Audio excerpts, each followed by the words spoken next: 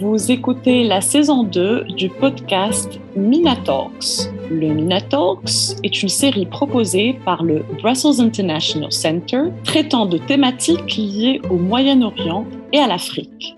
Une fois par mois, nos hôtes, accompagnés d'invités, auront une discussion sur les moteurs historiques, économiques, sociaux et politiques sous-jacents des problématiques structurant le monde d'aujourd'hui. Le BIC est présent sur Facebook, YouTube et Twitter. Suivez-nous et abonnez-vous pour être tenus au courant de nos dernières activités et publications.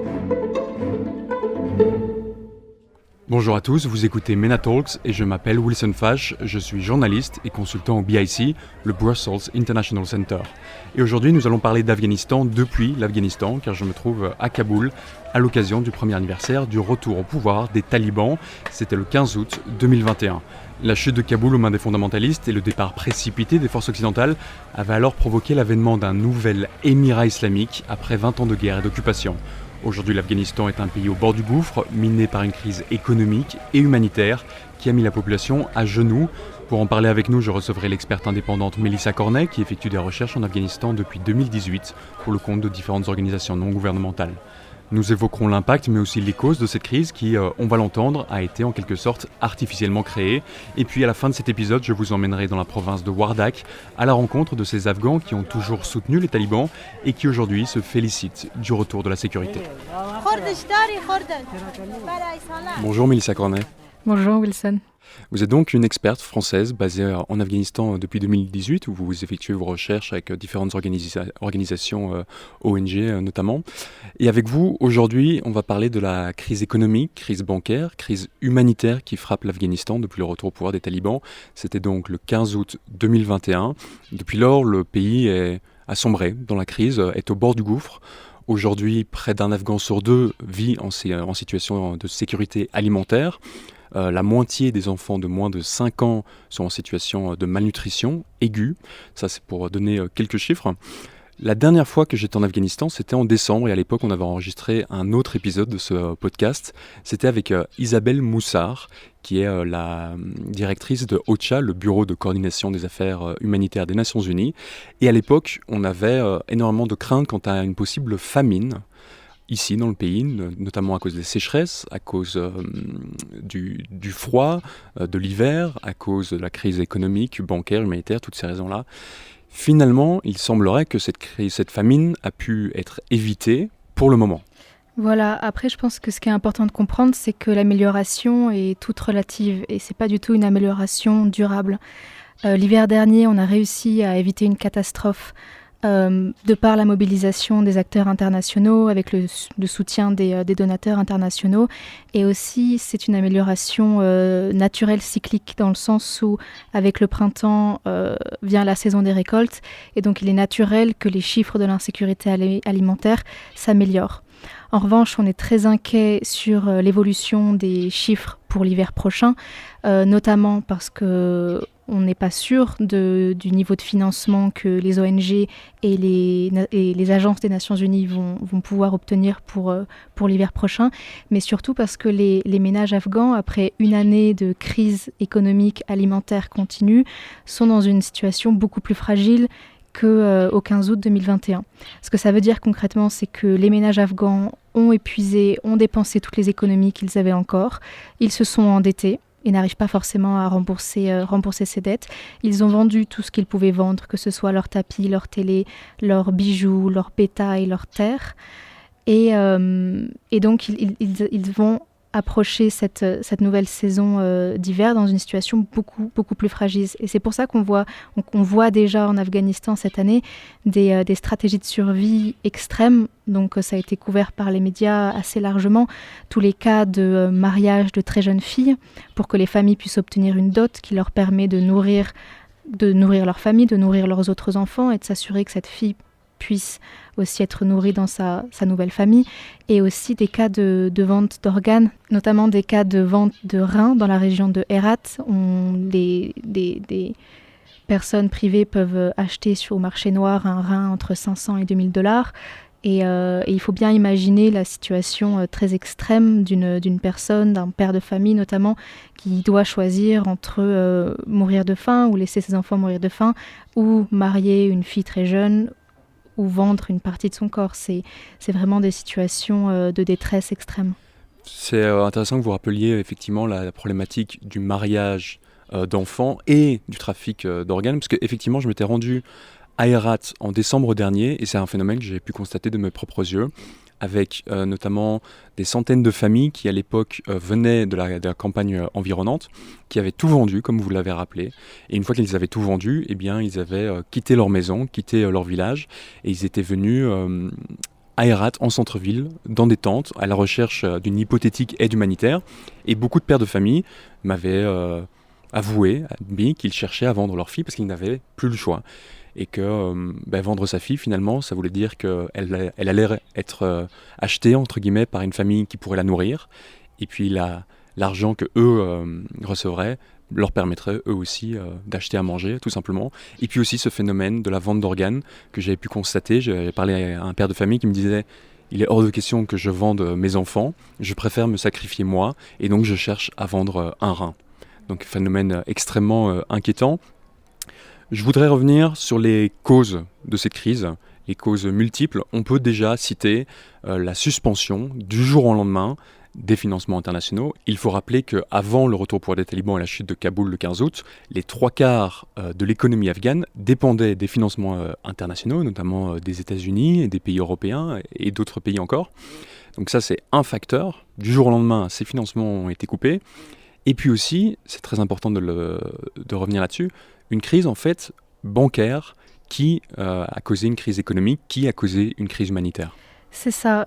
Je pense qu'il faut comprendre que la communauté internationale a vraiment une part de responsabilité dans cette crise économique, cette crise alimentaire. Du jour au lendemain, les aides internationales qui représentaient 40% du PIB se sont évaporées. Les sanctions qui visaient les individus talibans se sont mises en place. Et du coup, il y a eu énormément d'inquiétudes au point de vue juridique sur comment est-ce qu'on arrive à délivrer de l'aide humanitaire à une population dans un pays dont des individus sanctionnés sont maintenant au pouvoir.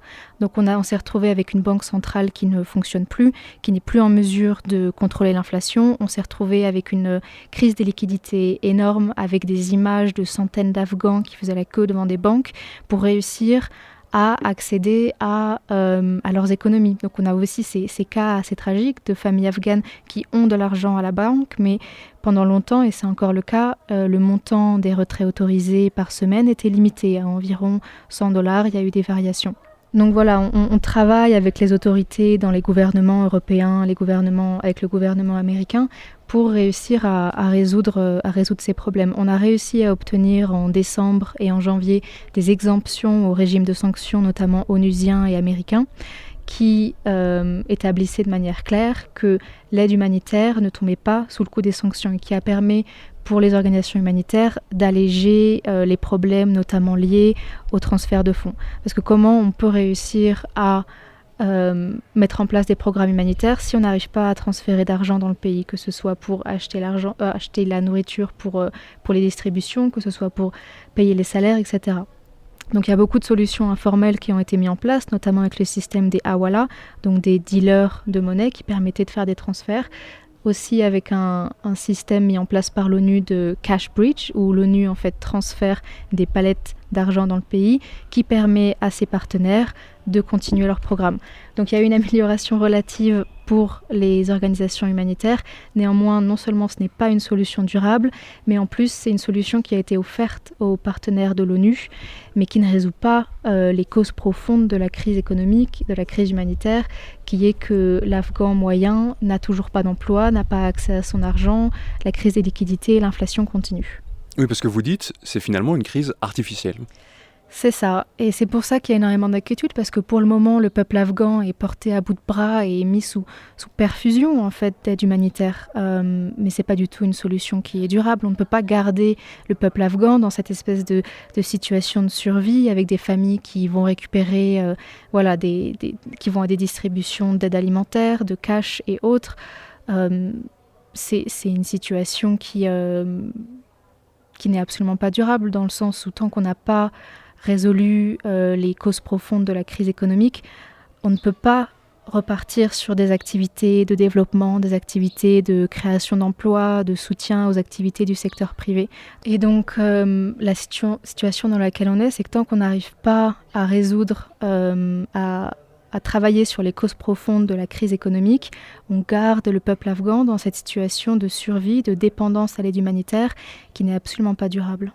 Une crise artificielle, parce qu'il faut bien rappeler que ce n'est pas par manque de nourriture que les Afghans ont faim. La nourriture, il y en a, les étals sont remplis.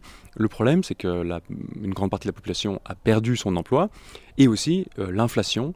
Le pain, par exemple, je m'étais rendu il y a quelques jours dans des boulangeries de Kaboul où les boulangers me disaient il y a un an, notre pain, on le vendait 10 afghanis, ce qui faisait à peu près 10 centimes. Et bien aujourd'hui, c'est le double, c'est 20 afghanis. Donc il y a plein de gens qui ne peuvent plus se permettre d'acheter du pain. D'où aussi un phénomène nouveau et extrêmement inquiétant d'explosion de la mendicité. Enfin, il y a toujours bien sûr eu de la mendicité dans le pays à Kaboul, mais pas à ce niveau-là. Aujourd'hui, on va devant certaines boulangeries et il y a des dizaines, parfois jusqu'à une centaine d'individus, souvent des femmes d'ailleurs, qui sont là, qui font la manche, qui espèrent que des clients de la boulangerie vont leur offrir un demi-pain. Et quand je m'étais rendu devant ces boulangeries, j'avais croisé en fait plein de nouveaux pauvres, de nouvelles pauvres. Ce sont des gens qui, avant la chute de Kaboul, se portaient plus ou moins bien. J'ai notamment rencontré quelqu'un qui était couturière, qui faisait aussi du ménage, mais elle s'était retrouvée au chômage. J'ai croisé une femme dont le mari travaille pour les services de renseignement, mais il a été... c'est même pas qu'il a été viré, c'est qu'il a dû se cacher. Et donc ils ont perdu ce salaire-là. J'en ai croisé une autre dont le mari travaille toujours, il vend des légumes, mais ce n'est plus suffisant. Et donc elle était contrainte de mendier. Je voudrais revenir sur la question de la banque centrale. Une banque centrale afghane qui ne fonctionne plus, qui est déconnectée du système bancaire international, parce que la Banque mondiale notamment et les États-Unis et d'autres partenaires ont retiré les, comment on dit en français, les credentials de la banque, les crédits de la banque. Et ça a un impact très direct, très concret sur le secteur privé afghan, où par exemple on voit des entreprises qui ont dû fermer leurs portes du jour au lendemain parce qu'elles sont à court de liquidités et parce qu'elles ne peuvent plus importer de matériaux et ne peuvent plus exporter leurs produits. Sur la Banque centrale, il y a 2 points assez importants. Le premier, c'est que au lendemain du 15 août 2021, les liquidités en fait, qui appartenaient à la Banque centrale afghane, qui étaient aux États-Unis, donc plus de 7 milliards de dollars, et d'autres fonds aussi en Europe et aux Émirats, ont été immédiatement gelés. Donc la Banque centrale n'était plus en mesure de fonctionner. Et je pense qu'il est important de comprendre, c'est que ce n'est pas de l'argent qui appartient ni aux talibans ni à l'État. C'est en fait les économies de familles afghanes, les économies, les fonds de business afghans qui se sont retrouvés gelés du jour au lendemain et attribués à une potentielle affaire en justice aux États-Unis par rapport aux victimes du 11 septembre. Je pense qu'il est important de rappeler aussi qu'aucun Afghan n'a été impliqué dans les attaques du 11 septembre, malgré les liens avec Al-Qaïda. La deuxième chose, c'est que la Banque centrale afghane ne peut pas fonctionner sans aide technique donnée par la communauté internationale. Il y a des négociations qui sont en cours, notamment entre les États-Unis et les autorités de facto, par rapport notamment à la personne qui a été nommée à la tête de la Banque centrale, qui est un individu qui est sanctionné par le régime de sanctions des États-Unis. Donc voilà, tout cela fait que, en l'absence de banque centrale fonctionnelle, le système bancaire de banque commerciale commence à peine à pouvoir marcher de nouveau et que la Banque centrale n'est pas en mesure de remplir ses fonctions et notamment, comme on l'a évoqué plus tôt, n'est pas en mesure de contrôler l'inflation du prix des denrées alimentaires. Il y a quelques jours, je me suis rendu en dehors de Kaboul, dans un parc industriel, avec un chef d'entreprise qui m'a fait visiter son usine textile, qui est aujourd'hui quasiment à l'abandon. Il a dû fermer en août, pour les raisons qu'on vient d'évoquer. Il employait 700 personnes, dont 500 femmes. Tous se sont retrouvés au chômage du jour au lendemain, donc autant de familles aujourd'hui dans le besoin. Il y a quelque chose qu'il est important de rappeler, c'est qu'en fait cette crise économique, elle a un impact disproportionné sur les femmes. C'est cela. Je viens de finir une étude justement sur l'impact de cette crise alimentaire sur les femmes et les filles.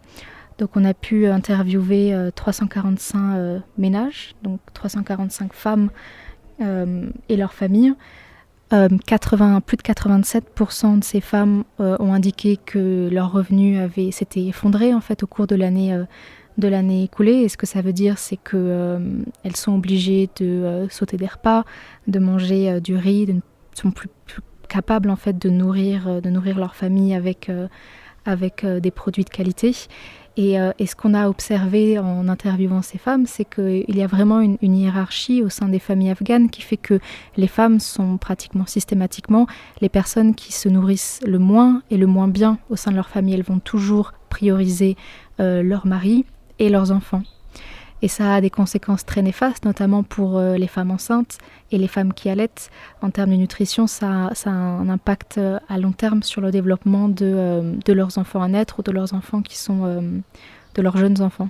Merci beaucoup Mélissa Cornet pour ces éclaircissements. Depuis Kaboul, vous êtes basée depuis 2018 en tant qu'experte indépendante qui travaille avec différentes ONG. Merci. Avant de se quitter, je voudrais vous emmener avec moi dans la province de Wardak, dans un petit village à 3 heures de route de Kaboul. Tout au long de mon séjour en Afghanistan, j'ai pu rencontrer évidemment de nombreux opposants aux talibans, des femmes à qui on a volé la majorité de leurs droits, des anciens membres des forces de sécurité qui aujourd'hui se sentent en danger, des minorités ethniques et religieuses qui ne se sentent plus protégées. Mais j'ai aussi voulu rencontrer ceux qui soutiennent les talibans et qui sont également très nombreux. Je me suis donc rendu dans le village de Bouranirel, dans la vallée de Tanguy, qui fut le théâtre de certains des événements les plus meurtriers de la guerre. 1 an après la conquête du pays par les talibans, les villageois se félicitent du retour de la sécurité et plébiscitent un régime qu'ils ont soutenu jusqu'à la mort. Bouranirel, ce n'est pas n'importe quel village. C'est là, en août 2011, qu'un combattant taliban a abattu un hélicoptère américain à l'aide d'un lance-roquettes. Ahmed Fakiri est un fermier de 40 ans et il est le Malek, c'est-à-dire le chef du village. Je me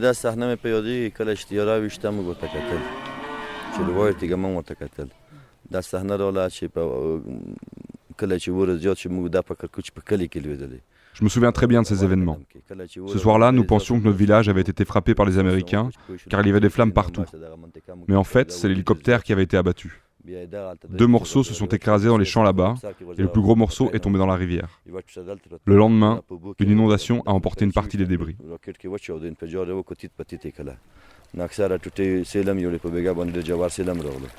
L'hélicoptère Chinook s'écrasa dans Bouranirel avec ses 38 passagers, tuant sur le coup 30 militaires américains, dont 17 commandos d'élite de la Navy SEALs, ainsi que 7 soldats afghans et un interprète. Ce fut pour les États-Unis l'incident le plus meurtrier de toute la guerre. It was August 6, 2011. Hamas says his brother was hiding behind the trees and shot the Chinook down with an RPG as it prepared to land by the river. 30 Americans were killed, the single greatest loss of American life in the entire Afghan war. Mohamed Arif a 22 ans, c'est le cousin du combattant taliban qui a abattu l'hélicoptère américain.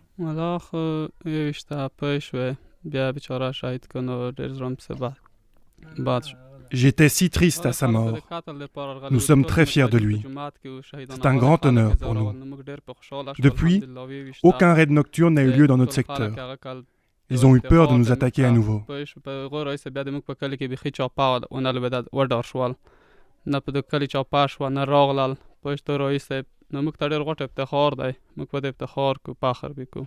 Bouranirel a été occupé par les Américains jusqu'en 2003 et depuis lors le village était sous le contrôle effectif des talibans. Les 160 maisons en torchis abritaient tout au moins un combattant taliban et les hommes qui n'ont pas pris les armes contribuaient à un niveau logistique. Je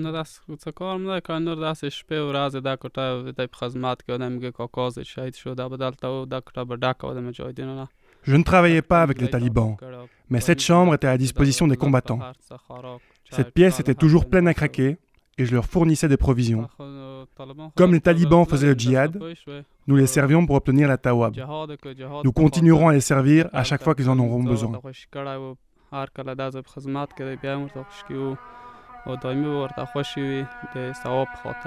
La tawab, c'est la récompense divine pour les bonnes actions. Pour Mohamed Arif, soutenir les talibans était une évidence. Idéologiquement parlant, le rigorisme des islamistes correspondait parfaitement au conservatisme des campagnes. Soutenir les talibans, c'était aussi le meilleur moyen de contrer l'envahisseur américain qui semait la mort à coups de frappes aériennes. Et c'était donc aussi, à un niveau spirituel, la promesse du paradis. Depuis le retour au pouvoir des talibans, la majorité des villageois se félicitent du retour de la sécurité. Fini les raids nocturnes et les frappes aériennes, et pour la première fois, le village a accès aux services publics et à l'aide des ONG, comme nous l'explique le Malek, Ahmed Fakiri. Une crue soudaine de la rivière Logar a anéanti une partie des récoltes, mais les villageois ont pu bénéficier de l'aide des nouvelles autorités.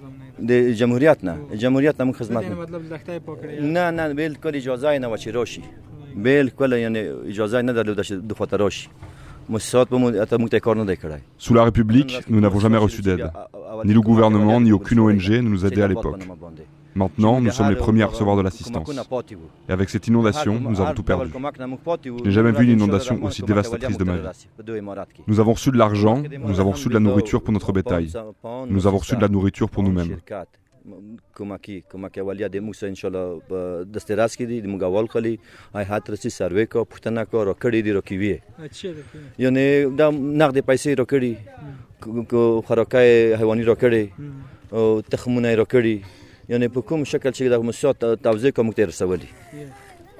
Les insurgés devenus fonctionnaires n'ont pas oublié de récompenser ceux qui leur furent loyaux durant la guerre, tout en délaissant les communautés qui, à leurs yeux, reçurent trop d'attention sous le gouvernement précédent. Le retour des services publics est un soulagement pour les habitants de Bouranirel, un village qui a été particulièrement touché par la guerre.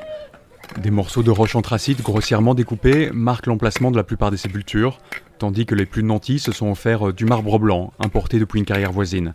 Des fanions multicolores, accrochés sur de longues tiges en bois, flottent au-dessus des tombes réservées aux victimes de la guerre. En 20 ans, le Malek dit avoir comptabilisé 23 talibans, ainsi que 7 civils tués. À l'échelle du pays, le bilan s'élèverait à 160 000 Afghans tués, dont 50 000 civils.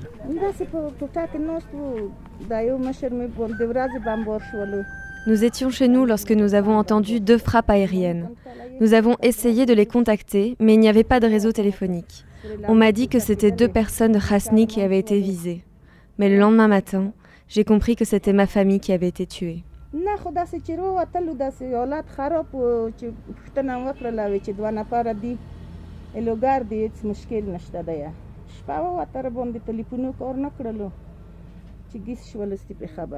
Mayumana a perdu toute sa famille dans une frappe aérienne. Il y a 3 ans, un missile, vraisemblablement américain, s'abattait sur le véhicule qui transportait 7 membres de sa famille, dont son mari, ses 3 fils et 2 enfants de 10 et 12 ans. Tous des civils, tous innocents, tous tués sur le coup. Aujourd'hui, Mayumana se félicite du retour au pouvoir des talibans. Depuis 1 an, elle reçoit enfin une aide gouvernementale, l'équivalent de 80 € par mois. Désormais, nous sommes heureux. Il y a la paix. Avant, il n'y avait que la guerre jour et nuit et il pleuvait des balles. Nous n'étions jamais en paix, avant.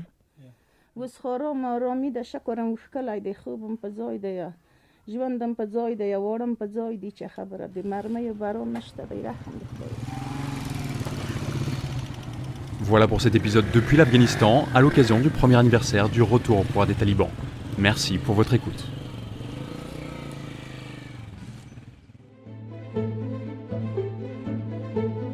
Merci d'avoir écouté cet épisode des Minatalks. Vous pouvez partager avec nous vos réflexions sur les réseaux sociaux avec le hashtag Minatalks et suivre nos activités. Les Minatalks est une série de podcasts sur le Moyen-Orient et l'Afrique, une initiative du Brussels International Center.